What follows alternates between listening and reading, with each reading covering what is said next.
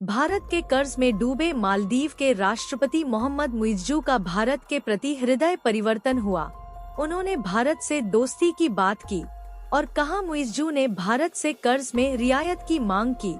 वहीं दूसरी तरफ मुइज्जू को चीन समर्थन नेता माना जाता है। भारत विरोधी बयानबाजी के बाद मालदीव के राष्ट्रपति मोहम्मद मुइज्जू ने सुलह का रुख अपनाते हुए कहा कि भारत उनके देश का करीबी सहयोगी बना रहेगा। उन्होंने भारत से मालदीव को ऋण राहत प्रदान करने का आग्रह किया। पिछले साल के अंत तक मालदीव पर भारत का लगभग 40 करोड़ 9 लाख अमेरिकी डॉलर का बकाया था।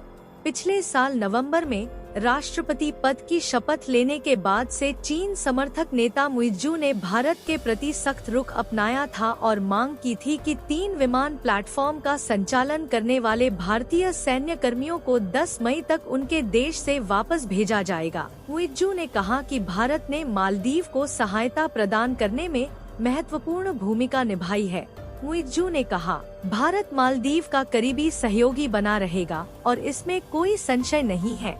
भारत पिछले कुछ वर्षों से 2 हेलीकॉप्टर और 1 डोर्नियर विमान के जरिए मालदीव के लोगों को मानवीय और चिकित्सा सेवाएं प्रदान कर रहा है। मुइज्जू ने भारत से आग्रह किया कि वह मालदीव के लिए सरकारों द्वारा लिए गए भारी ऋणों के पुनर्भुगतान में ऋण राहत उपायों को शामिल करे। उन्होंने कहा कि मालदीव ने भारत से बड़े पैमाने पर ऋण लिया है। भारतीय सैन्य कर्मियों के बारे में एक सवाल का जवाब देते हुए मुइज्जू ने मालदीव में भारतीय सेना की मौजूदगी के बारे में भारत के साथ उठे विवाद का एकमात्र मामला बताया और कहा कि भारत ने भी इस तथ्य को स्वीकार कर लिया है और सैन्य कर्मियों को वापस बुलाने पर सहमत हो गया है।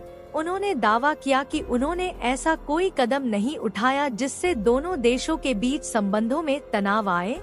मुइज्जू ने कहा कि उनकी सरकार ने मालदीव में भारतीय सेना के मुद्दे से निपटने के लिए विचार विमर्श के माध्यम से विवेकपूर्ण समाधान निकालने के लिए काम किया।